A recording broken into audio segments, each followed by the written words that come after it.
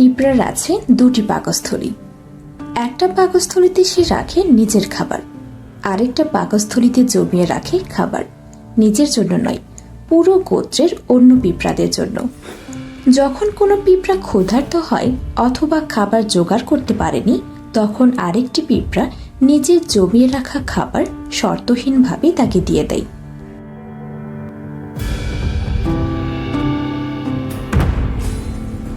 এখানে নেই কোনো লোভ, নেই কোনো হিসাব, শুধু একসাথে বেঁচে থাকার শিক্ষা। আর জানেন কি, একটা পিঁপড়া তার নিজের শরীরের ওজনের চেয়ে প্রায় 20 গুণ বেশি ওজন বহন করতে পারে।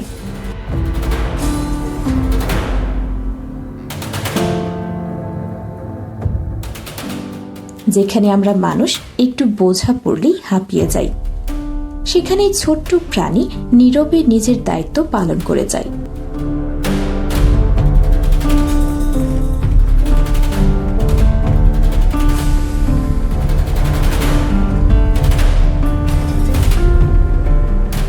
পিঁপড়ার আবার কান নেই, তবুও তারা শোনে। কিভাবে? তারা মাটির কম্পন অনুভব করে।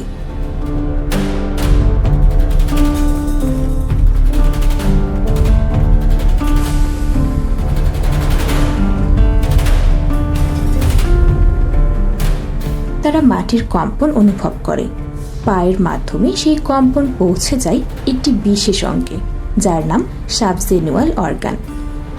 এইভাবেই তারা বুঝতে পারে কোথায় বিপদ, কোথায় চলার পথ।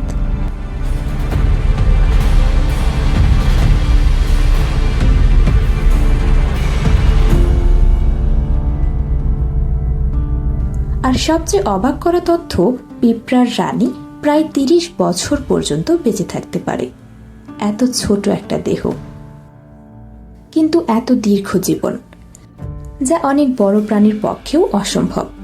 ছোট্ট পিঁপড়া আমাদের শেখায় একসাথে থাকা, নিজের চেয়ে দলকে বড় করে দেখা, আর নীরবে দায়িত্ব পালন করাই আসল শক্তি।